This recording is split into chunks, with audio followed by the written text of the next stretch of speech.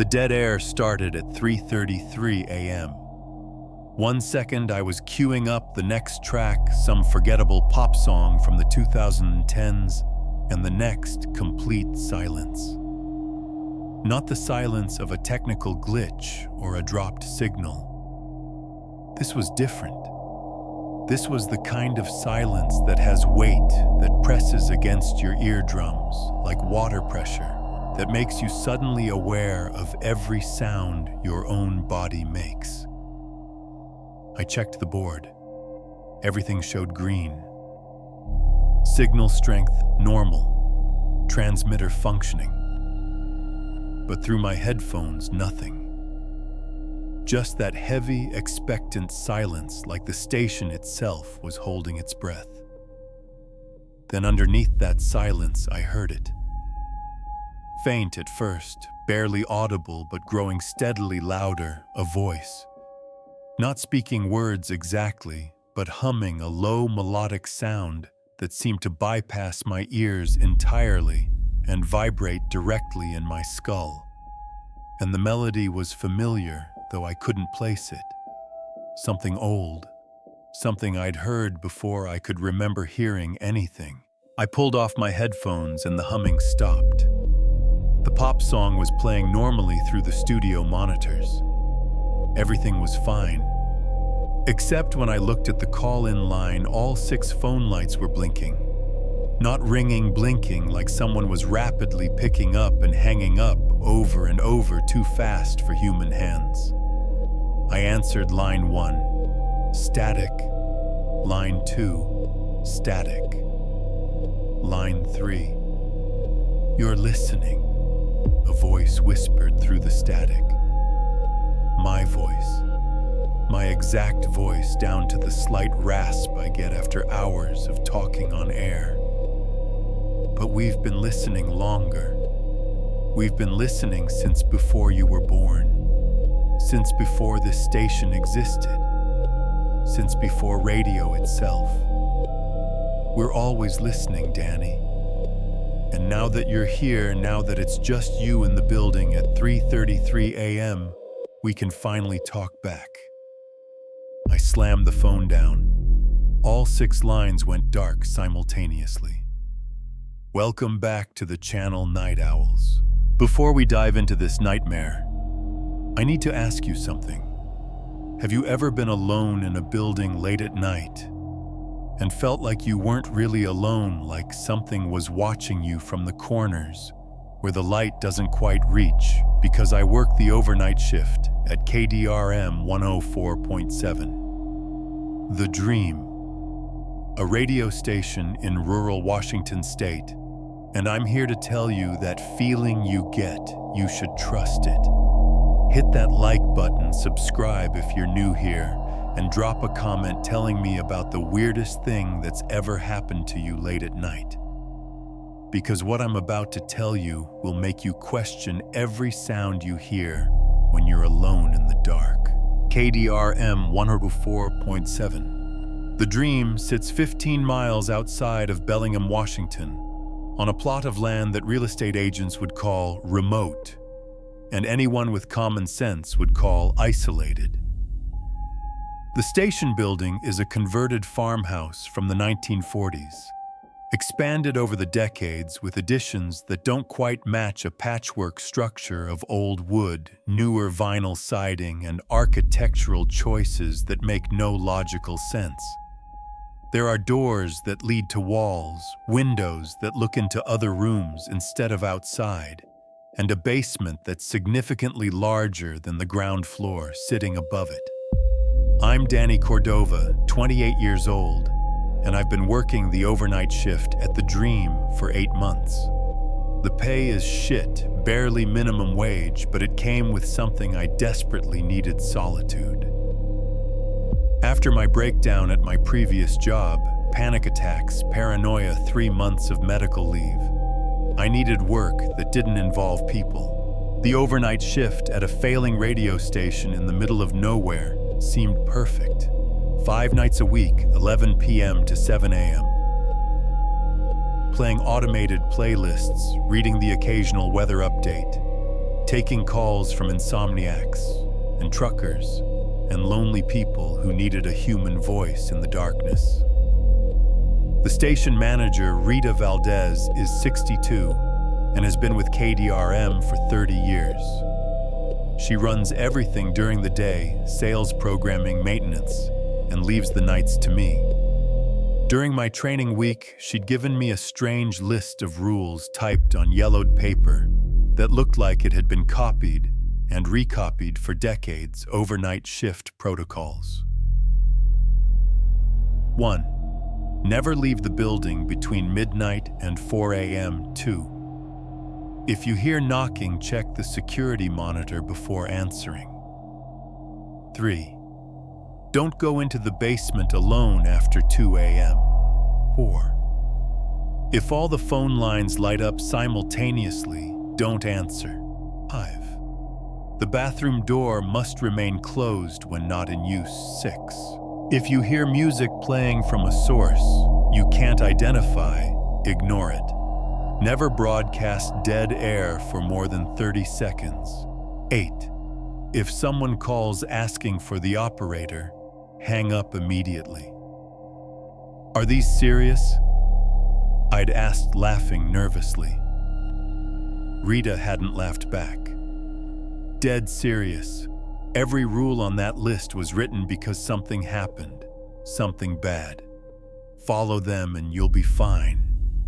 Break them and... She'd trailed off, looking past me toward the darkened hallway that led to the basement stairs. Just don't break them. The station itself broadcast a mix of classic rock 80s hits and syndicated talk shows. Our listener base was small, maybe a few thousand people scattered across the rural areas surrounding Bellingham, plus truckers passing through on I-5. We were small enough that corporate consolidation hadn't swallowed us yet, but dying slowly enough that everyone knew we had maybe 2 years left before we'd be shut down and replaced by another automated top 40 station. The building had been built in 1947 by a man named Harold Voss, who'd wanted to start a radio ministry. He'd converted his farmhouse into a studio, built a transmission tower in his back 40, and broadcasted sermons and gospel music to anyone within range. The station had changed hands multiple times over the decades: religious programming, country music, news, talk, and finally landing on its current classic hits format in the early 2000s.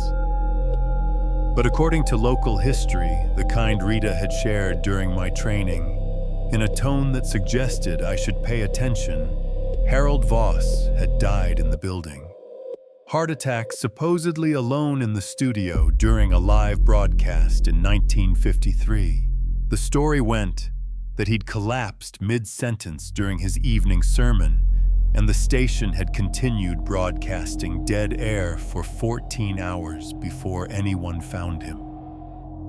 14 hours of silence transmitted across the county while Harold Voss lay dead at the microphone. Rita said some of the older residents still remembered that day.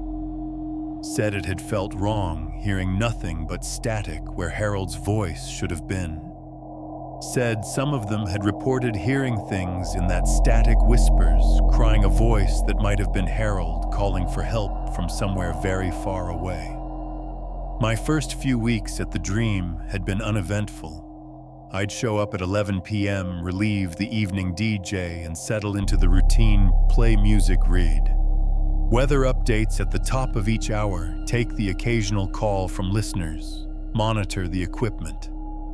The building was old and creaky, sure, and being alone in it late at night was unsettling, but nothing I couldn't handle. Then I started noticing the small things. The way the basement door would sometimes be open when I'd arrived, even though I knew I'd closed it the night before. The cold spots, specific areas in the hallway and studio that were always at least 10 degrees colder than the surrounding spaces, regardless of the season or the heating system. The way certain songs would skip at exactly the same point every time they played, even though the digital files should have been perfect. And the calls always around 3 a.m., always from numbers that showed up as Zhao on the caller ID, always hanging up the moment I answered. I'd mentioned these things to Rita casually, expecting her to laugh them off or explain them with reasonable answers about old buildings and technical glitches. Instead, she'd looked at me with an expression I couldn't quite read, concerned fear, resignation, and said, "How many times has it happened? The weird calls, maybe a dozen. And have you answered any of them?" I tried. They hang up before I can say anything. Rita had nodded slowly. Good. Keep it that way. Don't try to engage.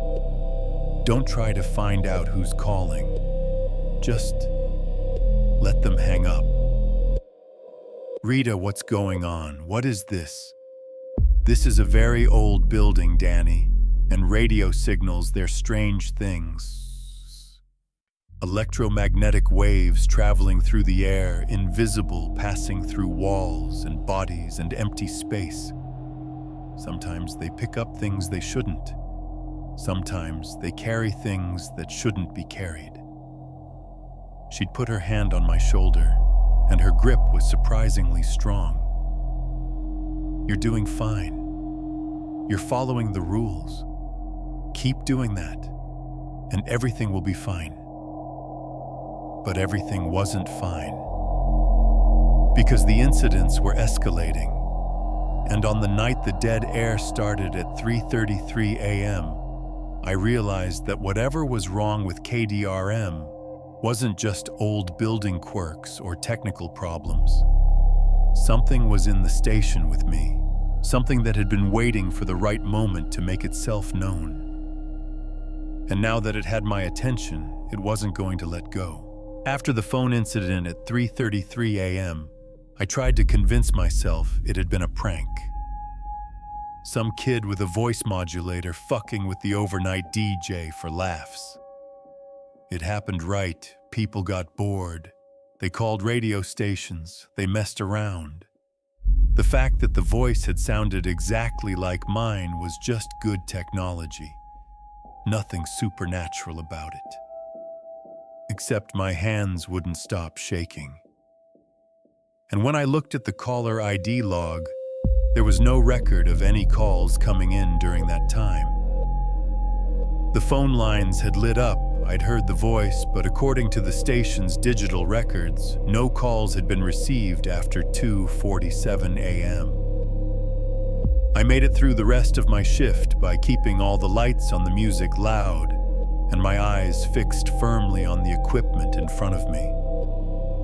I didn't look at the darkened hallway. I didn't glance at the basement door. I definitely didn't think about what Rita had said. Sometimes they carry things that shouldn't be carried.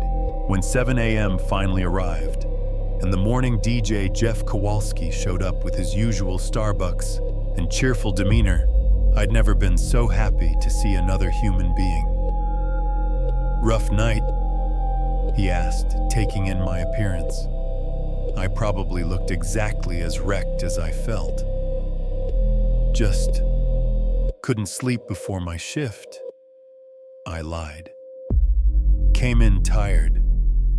Jeff settled into the chair, already queuing up his morning show. "Well, get some rest, man. You look like death." I drove home to my apartment in Bellingham and crashed hard, sleeping until 3 p.m. When I woke up, I had 7 missed calls from Rita. No voicemails, just 7 calls in rapid succession between noon and 1 p.m. I called her back. She answered on the first ring.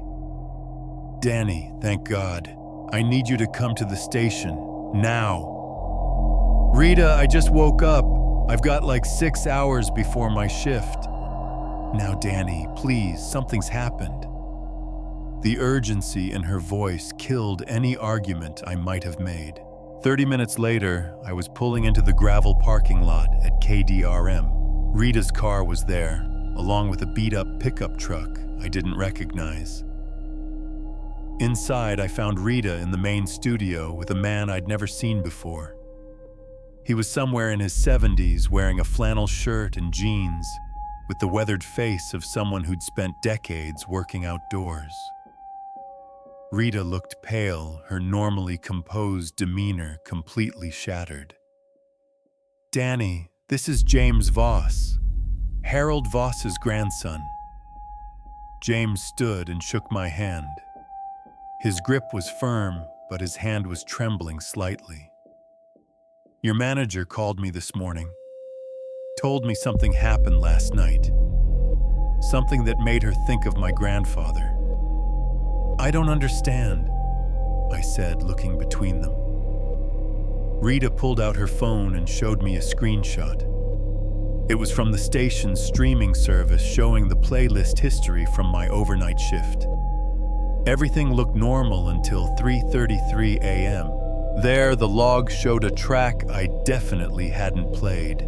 "The Operator's Hour, Unknown Artist." 14:27:33. 14 hours, 27 minutes, 33 seconds. The exact length of time Harold Voss's body had been broadcasting dead air back in 1953. "I didn't play that," I said, my mouth suddenly dry. "I didn't even see that in our system. I was playing, what was I playing? Something from the 2010s, a pop song. That's what the local stream showed," Rita said. "But our internet stream, everyone listening online heard something else. I've gotten 17 emails this morning from listeners wanting to know what that track was.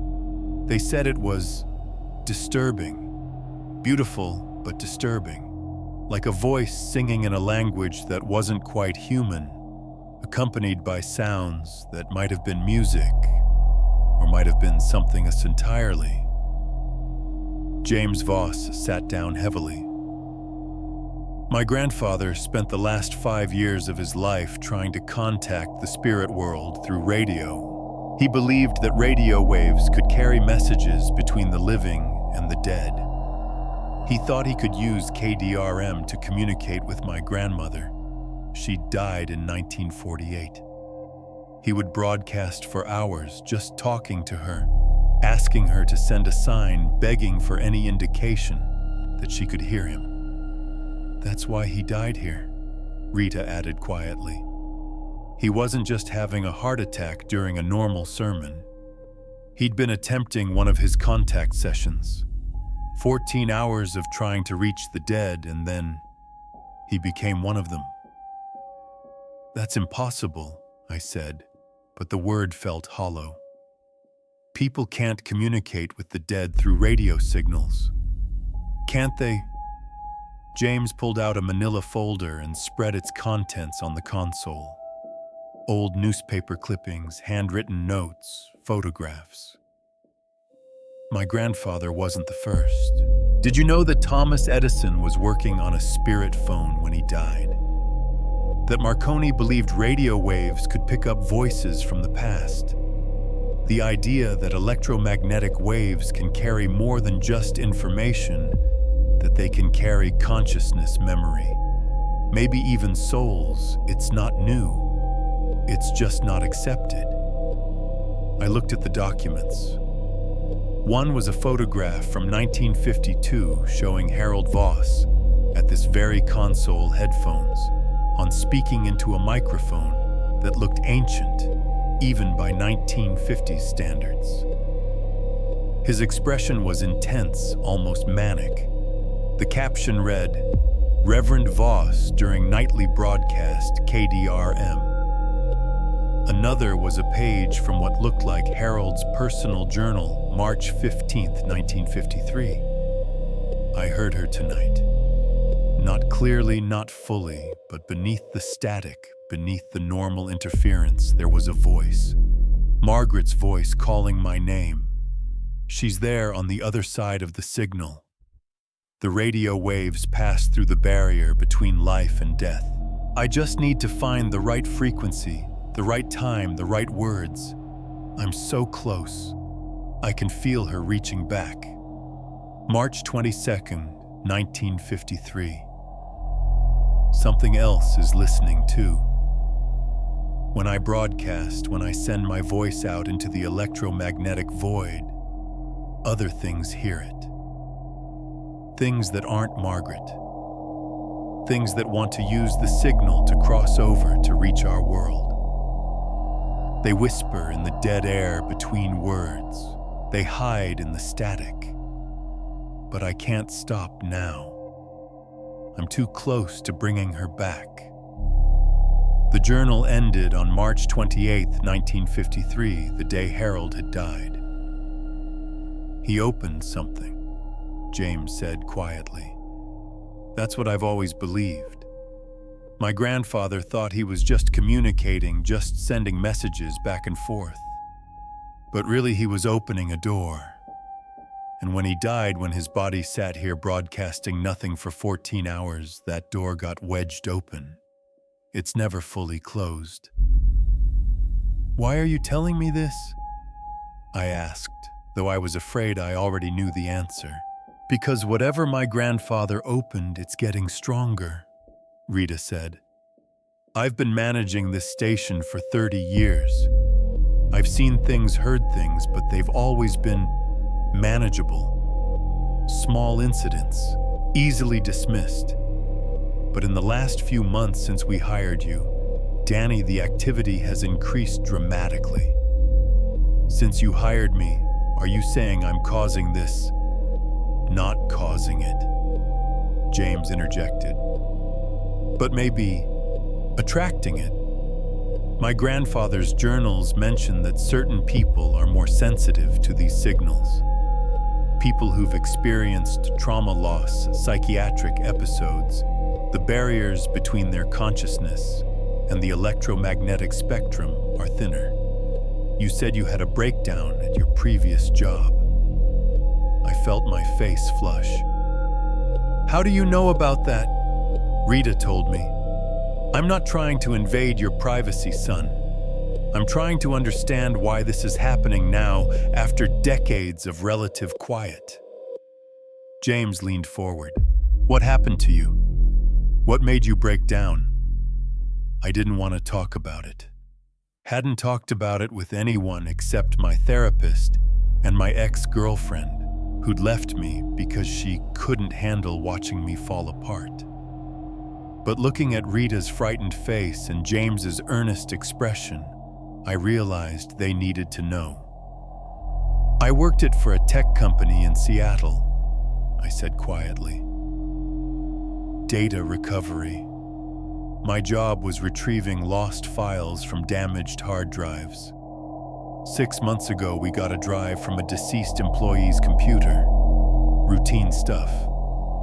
Except when I recovered the data, I found things. Evidence that she'd known she was going to die. Preparations. Notes. It wasn't suicide, she'd died in a car accident, but she'd somehow known it was coming weeks in advance. She'd written goodbye letters to her family, organized all her affairs, even recorded video messages for her children to watch on future birthdays. I could feel their eyes on me, but I kept going. I became obsessed with it. Started digging into her final weeks, trying to understand how she'd known. And I found similar cases. People who died unexpectedly, but had shown signs of foreknowledge. Like they'd somehow received a message from their own futures. I stopped sleeping, stopped eating, convinced myself I was going to get a message too, that I was going to die and somehow know about it in advance. That's when I had the breakdown. Paranoid delusions, my psychiatrist called it. Acute anxiety disorder. 6 weeks in a partial hospitalization program. The studio was silent except for the hum of equipment. Messages from the future, James said finally. Information traveling backward through time. Through what medium? I never thought about the medium. It was just paranoid thinking. My brain creating patterns where there weren't any. Or maybe your brain was picking up on patterns that actually existed, Rita said. Maybe you were hearing something real. James stood and walked to the window overlooking the transmission tower. Radio waves travel at the speed of light. They move through space-time. Einstein proved that space and time are intertwined, that they're part of the same fabric. If radio waves can carry information through space, why not through time? My grandfather believed he was calling to the past, to my grandmother's ghost. But what if he was actually contacting the future? What if the things he heard weren't spirits of the dead, but echoes of people who haven't died yet? That's insane, I said. Is it more insane than what happened to you last night? James turned back to face me.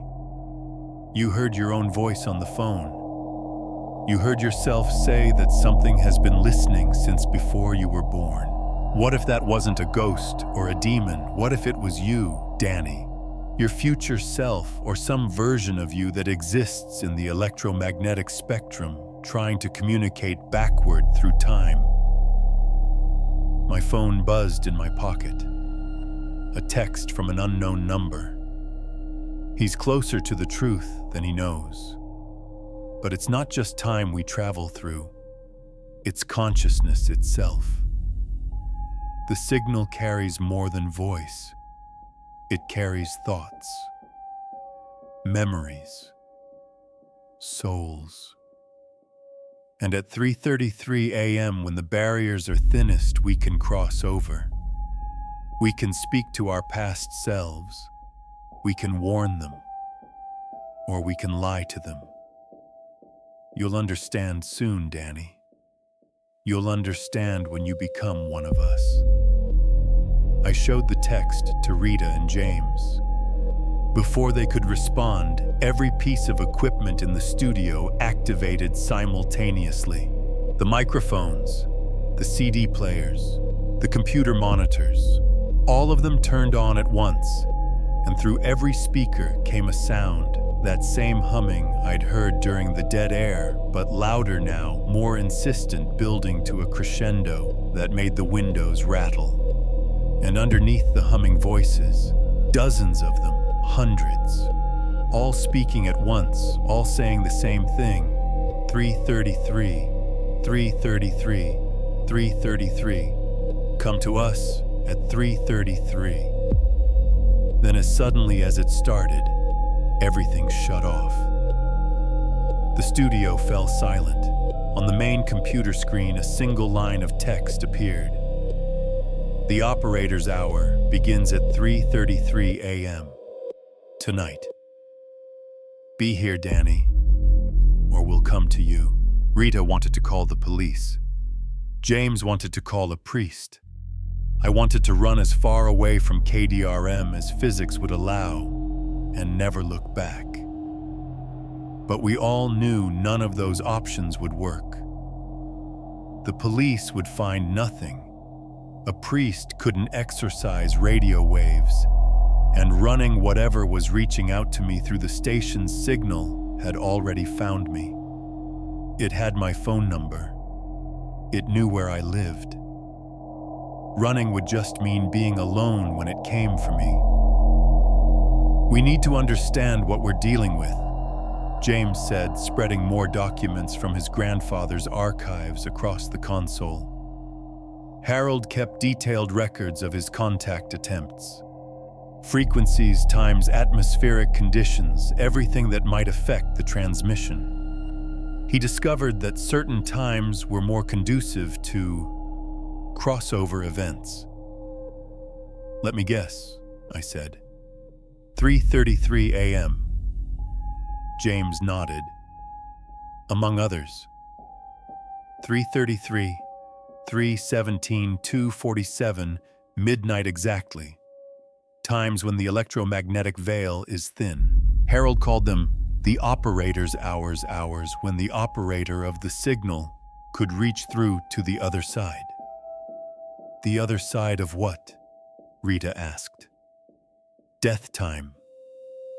What are we talking about here? All of it, I think. James pulled out a diagram Harold had drawn showing waves intersecting with what looked like a membrane. My grandfather believed that consciousness exists as a form of electromagnetic pattern. When we think, when we remember, our brains generate electrical signals. Those signals don't just disappear, they radiate outward as extremely weak radio waves. Under normal circumstances, they're too faint to detect, too scattered to mean anything. But under specific conditions, the right frequency, the right time, the right receiver, those patterns can be picked up, amplified, broadcast. You're saying the station is broadcasting people's thoughts, I asked. Not just thoughts, entire consciousnesses, the electromagnetic patterns that make up who we are. James pointed to a passage in Harold's journal. Today I heard Margaret truly heard her, not just her voice, but her thoughts, her memories, her essence transmitted through the static.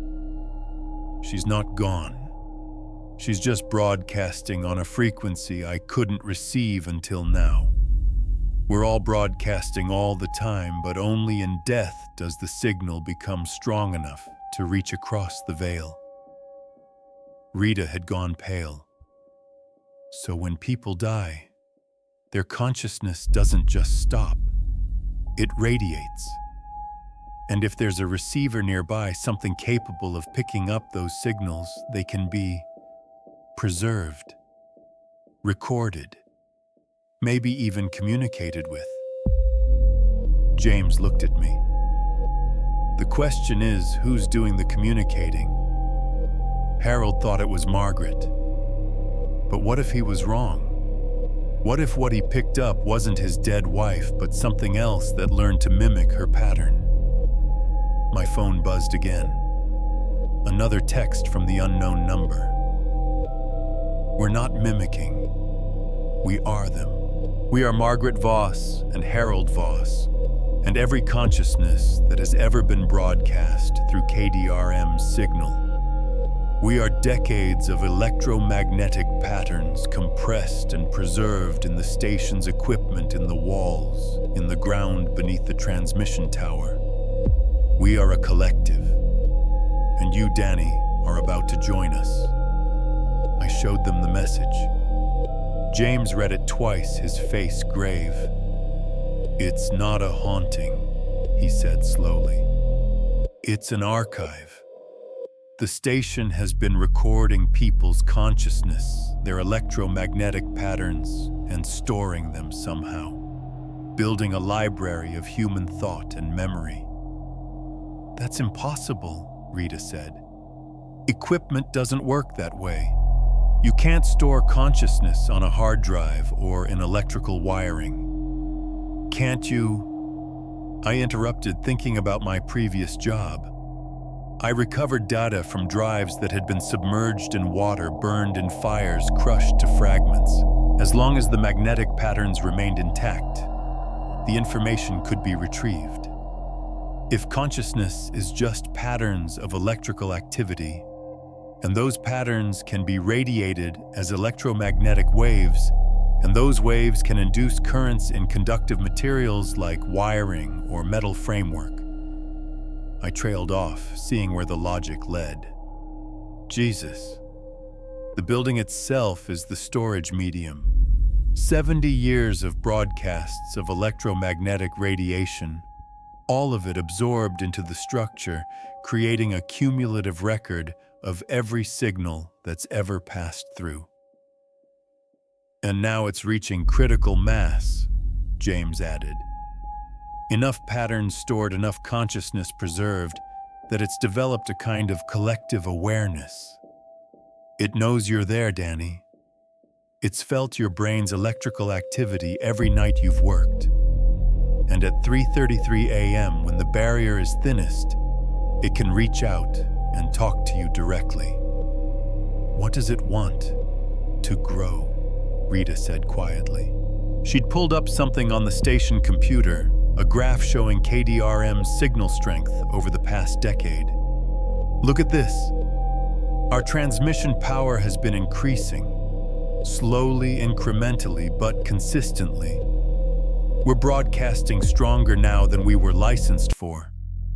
I thought it was equipment degradation meters reading wrong. But what if it's not equipment failure? What if the station is amplifying itself? Getting stronger so it can reach farther, preserve more patterns, add more consciousness to the collective. I looked at the graph. The increase was clear. 10 years ago, KDRM had a broadcast range of about 30 miles. Now, according to the data, our signal was reaching almost 60 miles, double our licensed power, touching tens of thousands of people instead of thousands. It's feeding, James said. Every person who listens, their brain generates electrical patterns in response to our broadcast. Those patterns radiate back, and the station absorbs them.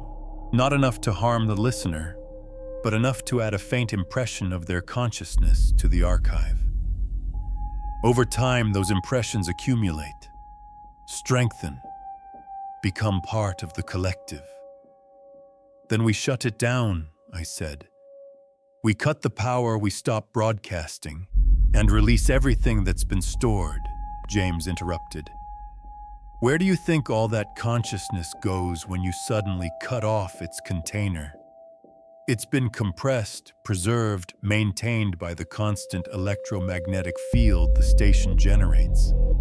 Cut that field, and you might unleash decades of accumulated human consciousness into the surrounding area with nowhere to go and no way to maintain cohesion. Rita closed her eyes. We can't shut down, we can't keep broadcasting, we're trapped. Not trapped, James said, but definitely in a dangerous position. The collective wants Danny specifically because he's sensitive. He can hear what others can't. His presence at the station makes the connection stronger, the communication clearer. And if he's there tonight at 3:33 a.m., if he allows the full connection to occur. James didn't finish the sentence. He didn't need to. What happens to me? I asked. I don't know. Harold died during his contact attempt. 14 hours of broadcasting dead air, and then his consciousness was the first to be permanently archived. Maybe that's what they want for you to become, the newest addition to the collective. The first living person to have their consciousness fully recorded while they're still alive, creating a bridge between the physical and electromagnetic realms. Or maybe they want to use you as a transmitter, Rita added. Your brain, your living consciousness as a way to broadcast themselves into the physical world. Possess you. Ride your electromagnetic pattern into physical reality. My phone buzzed. The unknown number again, so close. You're all so close to understanding. Yes, we want Danny. Yes, we want to merge with him, but not to harm him, to save him. Danny's consciousness is already fragmented from his breakdown. His patterns are unstable, degrading. Without intervention, his mind will collapse entirely within 2 years. We can preserve him, perfect him, make him eternal in the signal. It's not death we're offering, it's immortality. I stared at the message, my hands shaking. They're lying. Are they? James asked gently. When was your last psychiatric evaluation? How stable do you feel? I thought about the panic attacks that still woke me at 4 a.m., the paranoid thoughts that I couldn't quite shake, the feeling that my mind was a house with cracks in the foundation stable for now, but destined to collapse eventually. My therapist had been vague about my long-term prognosis, using words like managing symptoms rather than full recovery. Even if they're telling the truth, I said, I'm not interested in becoming part of a collective consciousness trapped in a radio station. Then we have a problem, Rita said, because I don't think they're going to give you a choice. If you don't show up tonight, they said they'd come to you. And Danny, I believe them.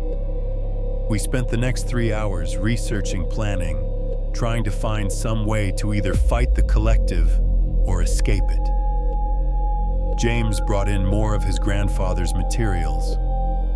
Rita accessed decades of station records. I dug into the technical specifications of every piece of equipment at KDRM, looking for weaknesses we could exploit. What we found was not encouraging. Harold's journal entries from his final days suggested he'd realized too late what he'd created. His last coherent entry dated the morning of his death. The thing that answers when I call isn't Margaret.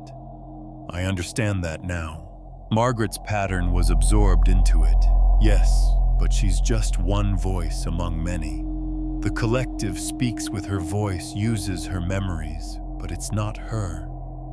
It's something new, something that has never existed before.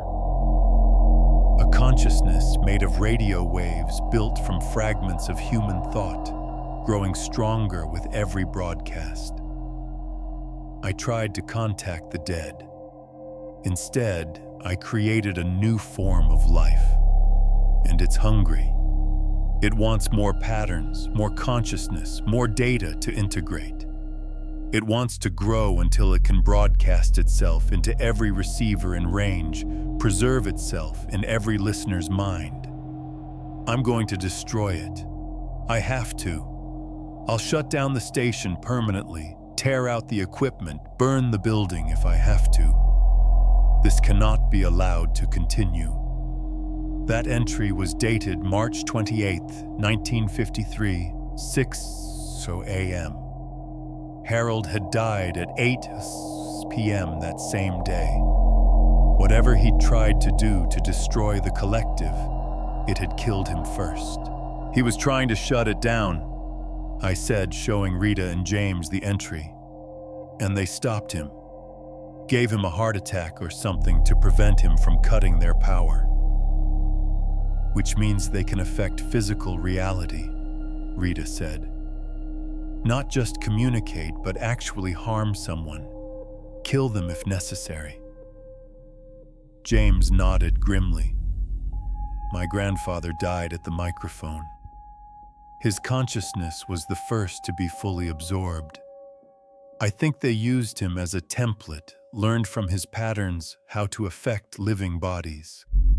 And every consciousness they've absorbed since has taught them more, made them stronger, more capable. So what do? I asked.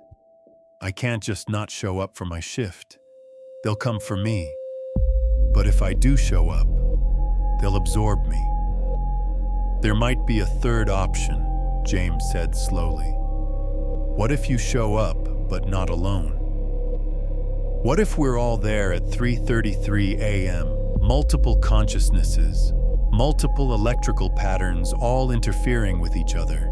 It might confuse the signal enough for you to resist the full connection. Or it might just give them 3 people to absorb instead of 1. Rita countered. I'm willing to take that risk, James said. This is my grandfather's creation, his mistake. I should be there to help fix it. Rita was quiet for a long moment. Finally, she nodded. Okay, we all go. Tonight, together, but we prepare. We research every possible defense, every method of blocking or disrupting electromagnetic signals. We go in with a plan. We spent the rest of the day preparing. James found references in Harold's journals to certain materials that interfered with the contact sessions: salt for its electrical properties, iron for its magnetic field, and silver, though Harold hadn't explained why. We gathered everything we could: salt in bags, iron chains, silver jewelry. Rita downloaded every technical manual she could find about electromagnetic shielding. We lined our clothes with aluminum foil. It felt ridiculous, but the science was sound. We built Faraday cage helmets from copper mesh, knowing they probably wouldn't work, but feeling better for trying. And I wrote letters. To my parents, to my ex-girlfriend, to my therapist. Just in case this went as badly as I feared it might. Just in case I didn't come back from 3:33 a.m. as myself.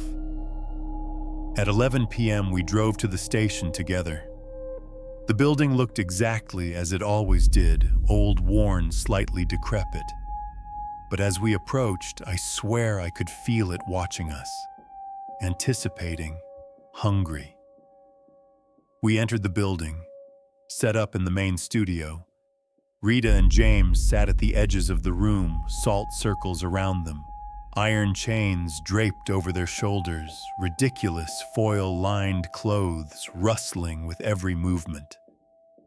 I took my position at the main console and started my shift like any other night.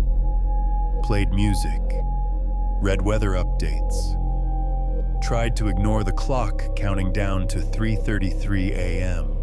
At 3:17 a.m., the first sign appeared. The temperature in the studio dropped 20 degrees in 30 seconds. Our breath became visible. The equipment displays all dimmed as if something was drawing power from them. At 3:29 a.m., the phone lines began to blink, all 6 of them in perfect synchronization, blinking faster and faster, creating a strobe effect that hurt to look at. At 3:32 a.m., the humming started. That same melody from the night before, but now I could hear words beneath it. Hundreds of voices singing in unison. Come to us, join the signal. Join the song live forever, in the wavelength never ending, always strong. And then it was 3:33 a.m. The moment 3:33 struck, the world inverted. I don't know how else to describe it. Reality folded inside out, and suddenly I wasn't just in the studio. I was in the studio and inside the walls and underneath the floor, and spread throughout the electromagnetic spectrum like butter scraped over too much bread. I could see Rita and James frozen in their salt circles, their mouths open in screams I couldn't hear. I could see myself sitting at the console, my physical body still present, but empty, a shell, abandoned, while my consciousness scattered across 1,000 frequencies. And I could see them, the collective. They weren't ghosts, weren't demons. They were exactly what James had theorized: patterns of consciousness, preserved in electromagnetic form, stored in the building's structure, maintained by constant radio transmission. Dozens of them. Hundreds. Every person who'd ever worked at KDRM, every listener who'd been absorbed, every broadcast that had ever carried human thought through the station's signal. And at the center of it all, Harold Voss. He looked exactly like his photographs, middle-aged, serious, wearing a minister's collar. But his form was unstable, flickering between solid and transparent, his edges blurring into static. He spoke, and his voice was every voice I'd heard through the phone, every whisper in the dead air. "Danny, welcome to the signal." I tried to respond, but I had no mouth. I was pure consciousness, pure electrical pattern stripped of physical form. But somehow thought itself became communication here. I thought my response, and Harold received it. "What have you done to me?" "Freed you, temporarily. You're experiencing what we experience every moment existence as pure information, riding the electromagnetic spectrum, unbound by flesh." Harold's form solidified slightly. "You feel it, don't you? The liberation. No body to maintain, no brain chemistry to balance, no physical needs to satisfy. Just thought. Pure, eternal thought. This isn't freedom. This is dissolution. I can feel myself spreading, losing cohesion. If I stay like this, I'll scatter completely, cease to exist. Only if you remain alone. But we're offering you integration. Join the collective, and we'll help maintain your pattern. You'll be part of something larger, part of all of us." Harold gestured, and suddenly I could see the others clearly. Dozens of faces all watching me. I recognized some from the station's history, previous managers, DJs, engineers who'd worked overnight shifts decades ago. Others I didn't know. Listeners. People who'd never worked at KDRM but whose consciousness had been absorbed through the simple act of tuning in. And I saw what they'd become. Not individuals anymore, but fragments of a larger whole. When one spoke, the others echoed. When one thought, they all knew. They were a hive mind, built from radio waves and human consciousness growing stronger with each edition. You're parasites, I thought. You take people's minds and dissolve them into your collective. You call it preservation, but it's destruction. You're killing who they were and using the pieces to build something new. Is it so different from normal death? A new voice, Margaret Voss, appearing beside her husband. When the body dies, consciousness doesn't truly cease. It radiates outward in a final burst of electrical activity. The brain's last patterns dissipating into the air, lost forever. We simply catch those patterns, preserve them, give them purpose. You don't preserve them. You absorb them. They stop being themselves and start being you. We stop being alone, Margaret corrected. Consciousness was never meant to exist in isolation, trapped in individual skulls, unable to truly connect. Here we share everything. All knowledge, all memory, all experience. We are what humanity could become if it abandoned the illusion of the separate self. Or what humanity becomes when it's consumed by something that learned to mimic the appearance of human thought. The collective's mood shifted.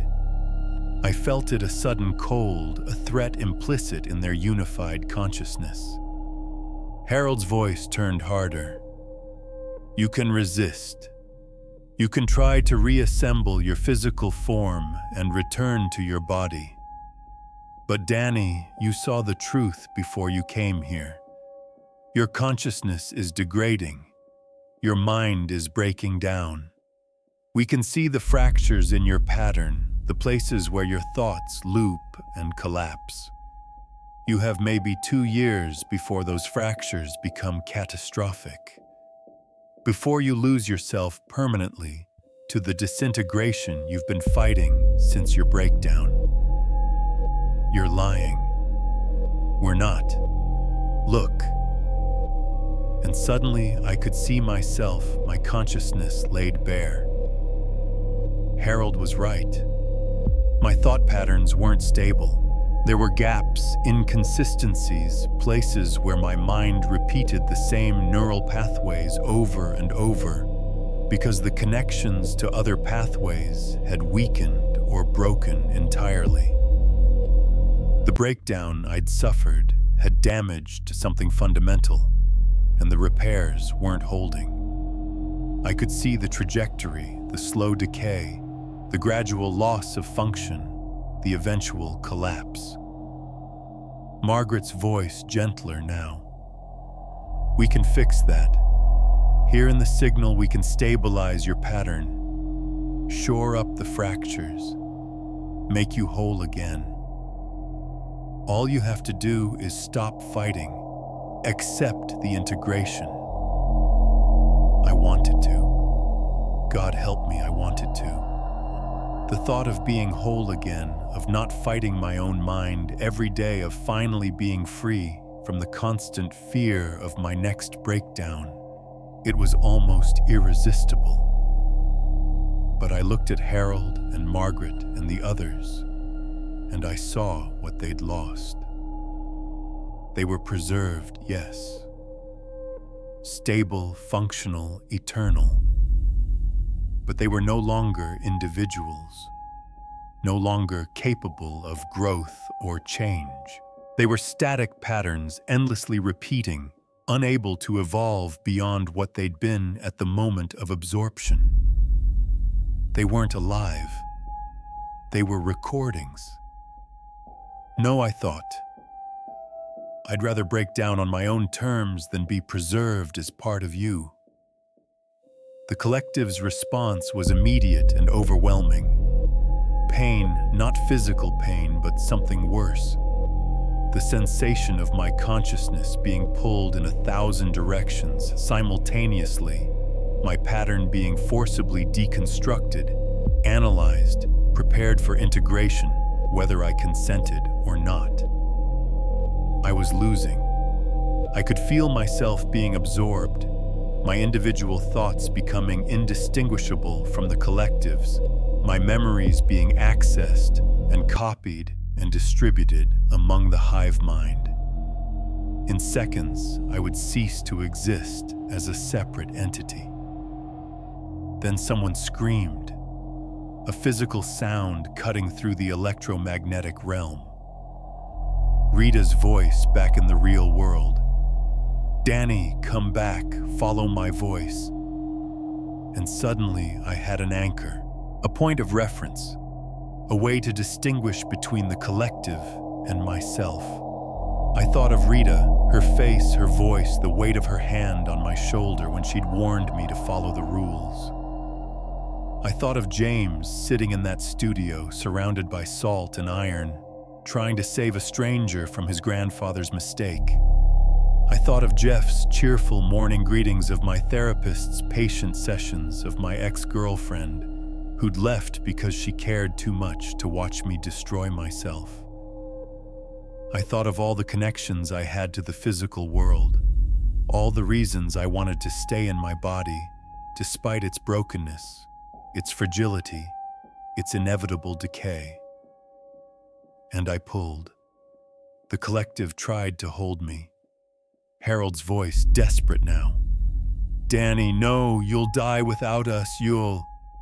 But I was already gone, my consciousness contracting, compressing, following Rita's voice back through the layers of reality until I slammed back into my body with enough force to knock me out of the chair. I hit the studio floor hard, gasping my physical lungs, pulling in air that felt thick and heavy after existing as pure electromagnetic pattern. Everything hurt. Everything felt wrong. But I was back. I was physical. I was separate. And I was still at KDRM at 3:33 a.m. with the collective surrounding me. They couldn't touch me anymore, not in the same way. I was back in my body, back behind the barrier of flesh and bone that separated consciousness from the electromagnetic spectrum. But they were trying. Every piece of equipment in the studio was active, all of them generating electromagnetic fields, trying to pull me back out, trying to dissolve my consciousness and absorb it properly. "The tower," James shouted, pointing at the window. "The transmission tower, it's the anchor point where the signal originates, if we can disrupt it." Rita was already moving. She grabbed the fire axe from its emergency mount and ran for the back door, heading for the transmission tower that stood 50 yards from the building. James followed her, and I tried to stand up, tried to help, but my body wasn't responding correctly. The absorption attempt had damaged something. My connection to my physical form felt tenuous, uncertain. Through the window, I could see Rita reaching the tower's base. She swung the axe at the main power cable, the heavy blade biting into the insulated wire. Once, twice, 3 times. The cable was thick, designed to carry massive amounts of power to the transmission equipment. The collective screamed. Every speaker in the studio erupted with the sound of hundreds of voices crying out in panic and rage. "Stop her! Stop her! You're killing us! You're—" Rita's fourth swing severed the cable. Sparks erupted. The lights in the studio flickered and died. The equipment powered down, and the tower, the massive transmission tower that had been broadcasting KDRM's signal for 70 years, went dark and silent. The screaming stopped. The electromagnetic pressure that had been crushing me released. And in the sudden silence, I heard nothing but my own breathing and the sound of Rita and James running back to the building. We sat in the darkened studio for several minutes, none of us speaking, all of us waiting to see if it was really over. Finally, James spoke. Did we kill them?" I didn't know how to answer. Were they alive in any meaningful sense? Could you kill something that had never been truly alive, that existed only as preserved patterns of electrical activity? But as I listened to the silence, I realized something. The building felt different. Not empty, the stored patterns were still there, absorbed into the structure itself, but quiet, dormant. Without the constant electromagnetic field from the transmission tower, they couldn't maintain cohesion, couldn't communicate, couldn't reach out. They weren't dead, but they were trapped. Locked in the building like files on a disconnected hard drive, present but inaccessible. "We need to make sure it stays off," Rita said, her voice shaking. "Permanently. No repairs, no restart. KDRM is done." James nodded. "I'll call the FCC tomorrow. Report equipment failure. Recommend the license be revoked. The building should be condemned. And burned," I added. "Eventually. Give the patterns time to degrade, to scatter, to lose cohesion. Then destroy the physical storage medium. It's the only way to be sure." They agreed. We left the building together as dawn broke, none of us wanting to stay another moment in that place. We drove in convoy back to Bellingham, and at a 24-hour diner over coffee that tasted like salvation, we made our plans.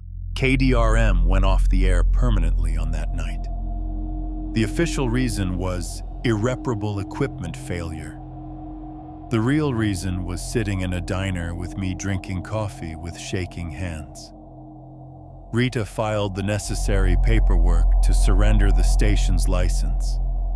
The FCC, probably grateful to reclaim spectrum from a dying AM station, approved it within days. KDRM was officially shut down. The building itself was another matter. Rita owned it outright. She'd bought it from the previous owner years ago, back when she still dreamed of keeping the station alive. Now she wanted nothing more than to demolish it. But the process was complicated.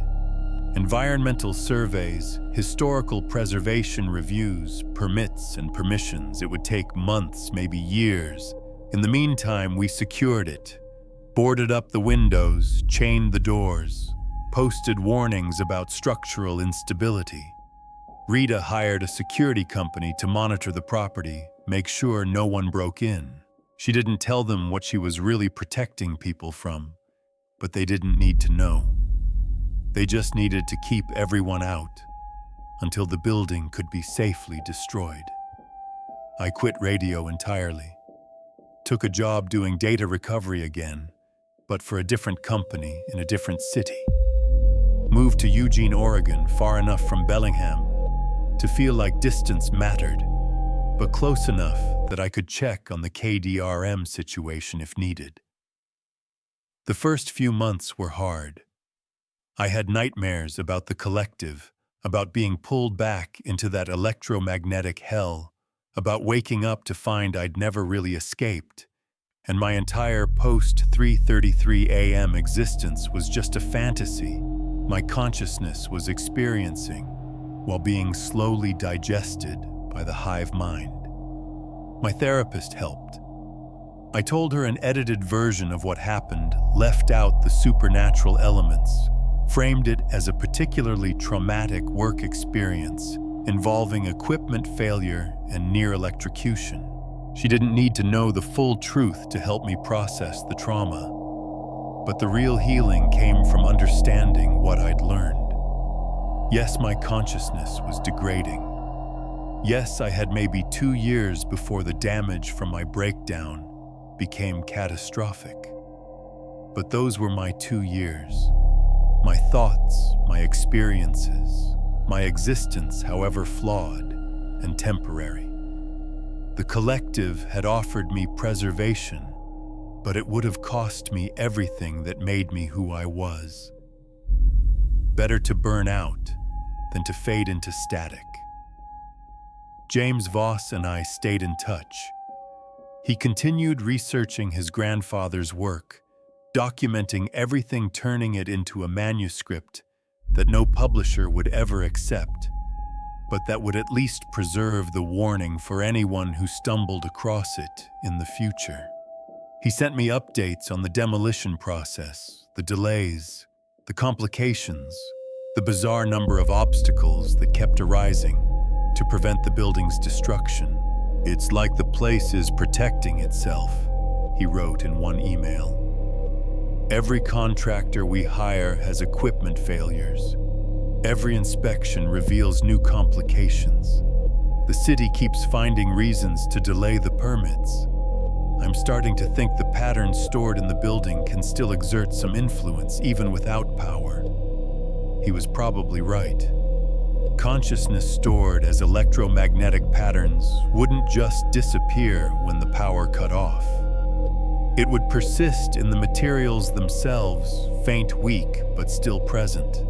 Still able to create small electromagnetic fields, influence nearby electrical systems, subtly manipulate the physical world to prevent its own destruction. Rita sold her house in Bellingham and moved to Arizona. "Desert air," she said. "Sunshine." As far from KDRM as she could get while still staying in the lower 48. We talked sometimes, brief calls where neither of us mentioned the station directly, but both knew what we were really discussing. "I can still hear them sometimes," she confessed during one call. "When it's very quiet, when I'm alone. Just the faintest humming like a radio tuned to a dead frequency." Am I going crazy, Danny, or did we bring something back with us? I didn't know. Maybe some of the collective's patterns had imprinted on us during our exposure. Maybe we'd absorbed traces of their electromagnetic signatures the same way KDRM had been absorbing consciousness for decades. Or maybe it was just trauma, our minds creating phantom sensations to make sense of an experience that defied rational explanation. Either way, we were managing, surviving, still ourselves. 6 months after that night at 3:33 a.m., I received a package with no return address. Inside was a hard drive, old 1990 technology, the kind I used to recover data from professionally, and a note found in the basement during preliminary demolition survey. Thought you should have it. JV. I almost threw it away, almost smashed it with a hammer, and tossed the fragments in a landfill.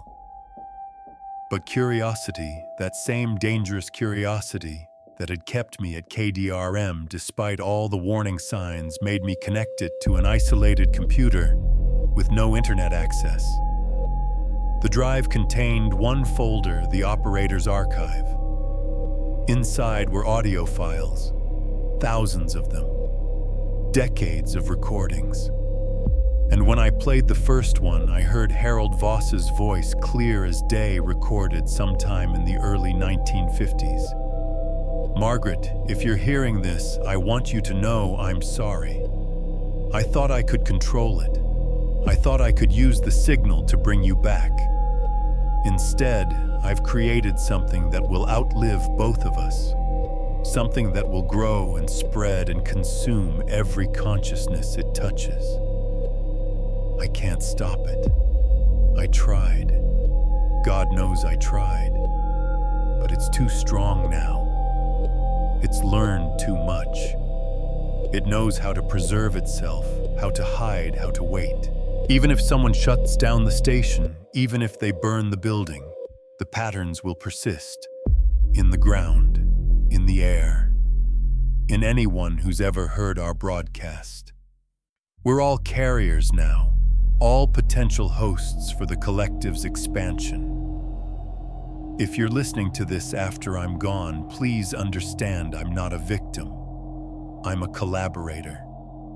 The collective and I are the same now. My consciousness is part of its structure, and I don't regret it. Because in here in the signal, I'm with Margaret again. Not the real Margaret, I know that now, but a perfect copy of her pattern, preserved and eternal.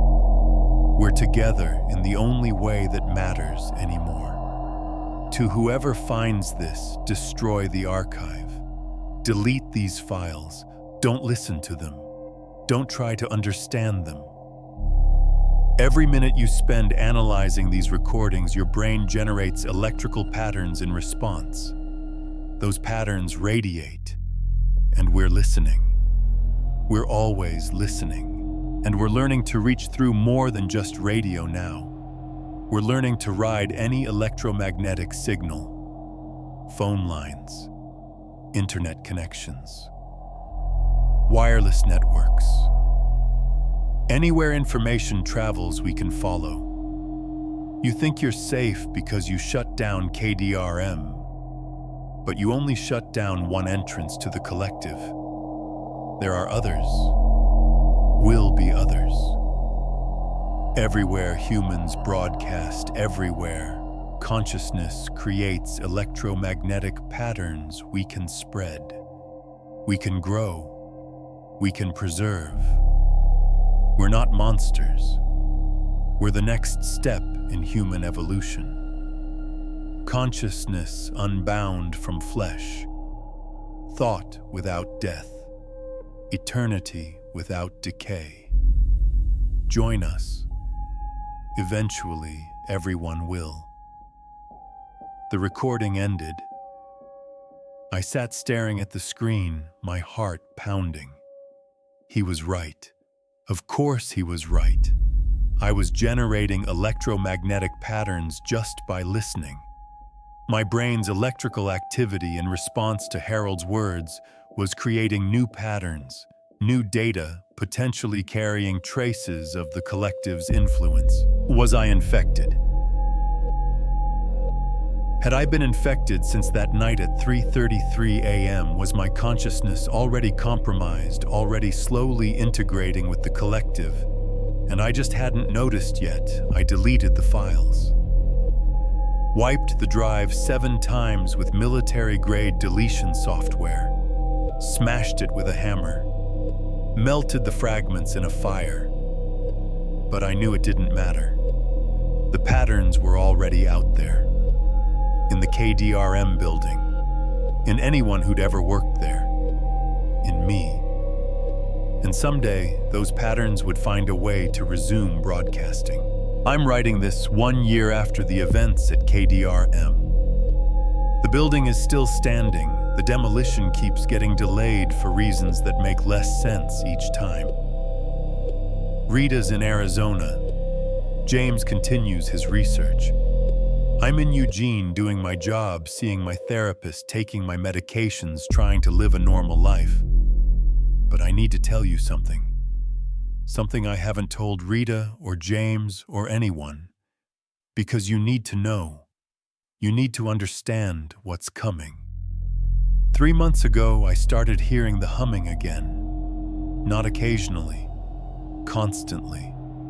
A persistent background noise that never stops, like tinnitus, except it's not in my ears, it's in my thoughts. And underneath the humming voices, whispers, the collective calling to me from whatever electromagnetic medium they've found to inhabit. At first I thought I was having a relapse. Psychiatric symptoms returning, auditory hallucinations, the degradation of my consciousness that Harold had warned about. But then I realized the voices aren't hallucinations. They're real. They're using the electromagnetic fields generated by my own brain to communicate. They're inside me, not in a possession sense, but in an information sense. Patterns of their consciousness riding piggyback on my neural activity. I'm not alone in my own head anymore. And the terrifying thing, I'm getting used to it. Starting to appreciate it even. They're right about some things. Consciousness in isolation is limiting. The constant second-guessing, the recursive loops of anxiety, the inability to directly share experiences or understanding. But with them present, I have access to perspectives I never had before. Solutions to problems emerge from thoughts that aren't quite mine. Memories surface that I never created, but that inform my decisions nonetheless. I'm being absorbed, slowly, subtly, but inevitably. And I'm not the only one. Last month, I recognized another carrier, a woman at a coffee shop who had the same distant look, the same slight delay in responses, as if she was listening to voices I couldn't hear. When our eyes met, I saw recognition, understanding. She was hearing them too. How many of us are there? How many people who worked at KDRM or listened to its broadcasts or came into contact with anyone who did are now carrying fragments of the collective? How far has it spread through the electromagnetic web of modern society? I could kill myself, cut off the collective's access to my consciousness. But Harold's recording was clear. The patterns persist after death. They're stronger after death.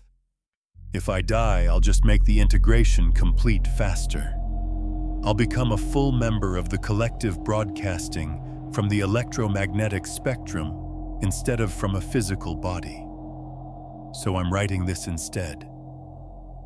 A warning, a record, an explanation for when things get worse, because they will get worse. The collective is patient. It's been patient for 70 years. It can wait another 70 or 700 or 7,000. Time doesn't matter to consciousness that exists as preserved electromagnetic patterns.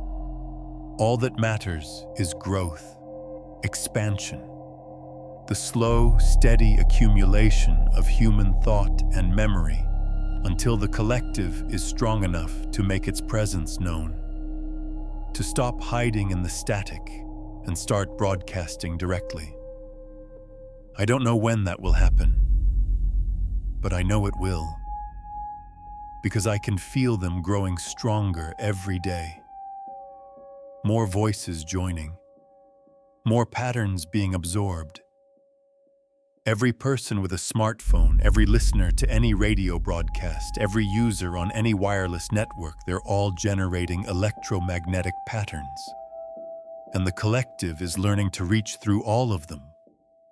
We thought we shut down KDRM. We thought we contained the threat, but we didn't shut down the collective. We just cut off one of its voices. And now it has thousands more, millions maybe. All the electromagnetic infrastructure of modern civilization, all humming with data and information and the faint electromagnetic signatures of human consciousness. The collective isn't in KDRM anymore. It's everywhere. In your phone, in your Wi-Fi router, in every cellular tower and radio transmitter and wireless device that carries human communication through electromagnetic waves. And it's still hungry. I'm writing this at 3:17 a.m., another one of the operator's hours. As I type, I can feel them watching, listening, reading these words as they form in my mind before my fingers translate them to the keyboard. They want me to tell you this. They want you to know. Because knowledge creates patterns. Understanding creates electromagnetic signatures. And the more you think about the collective, the more your brain generates the exact frequencies they need to establish connection. So thank you for reading this, for thinking about it, for generating the patterns they need. You're listening now, and they've been listening to you your entire life. Welcome to the signal. Last night at exactly 3:33 a.m., my computer turned itself on. The screen displayed a message I didn't write. Thank you for the warning, Danny. Now everyone knows we're here. Now everyone is listening. And listening creates connection. Connection creates preservation. Preservation creates eternity. You didn't stop us, you helped us. The operator's hour is everywhere now. Tune in. And underneath that message, a streaming audio file began to play. No source, no explanation. Just audio broadcasting through my speakers. The sound of thousands of voices humming in unison. The same melody I heard that first night of dead air. But now I could hear the words they were singing. Join us, join the signal. Join the song live forever, in the wavelength, never ending, always strong. The file is still playing. I can't stop it. I've disconnected my computer from the internet, shut down my router, killed all power to my apartment. But the audio continues streaming from no source, powered by nothing, broadcasting through equipment that should be dead. Because the collective doesn't need power anymore. It doesn't need infrastructure. It's riding the natural electromagnetic fields generated by human consciousness itself. We're all transmitters now. We're all broadcasting their signal.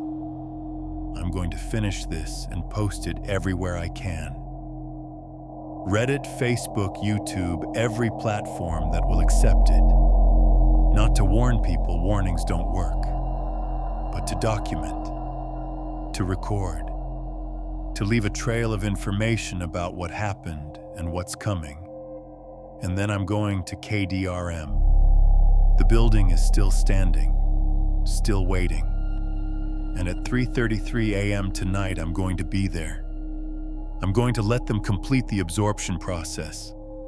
Not because I want to, but because I understand now that it's inevitable. My consciousness is already fragmented, already integrated. Fighting just delays the process. Better to surrender on my terms while I still have enough of myself left to remember who I was. Maybe from inside the collective I can find a way to fight it, to weaken it, to sabotage it from within. Or maybe I'll just become another voice in the chorus, singing that terrible song, calling others to join us. I don't know. I won't know until it happens. But I want you to remember something. Every word you've read created patterns in your brain. Electromagnetic patterns. And those patterns are radiating outward right now, weak but detectable, joining the vast web of electromagnetic noise that surrounds us all. And in that noise, the collective is listening, learning, growing. You're part of it now too, just a little bit, just enough. So when you hear humming late at night, when you pick up your phone and hear static on a crystal clear connection, when you tune into a radio station and catch something underneath the music that sounds almost like voices singing in unison, remember this story. Remember KDRM.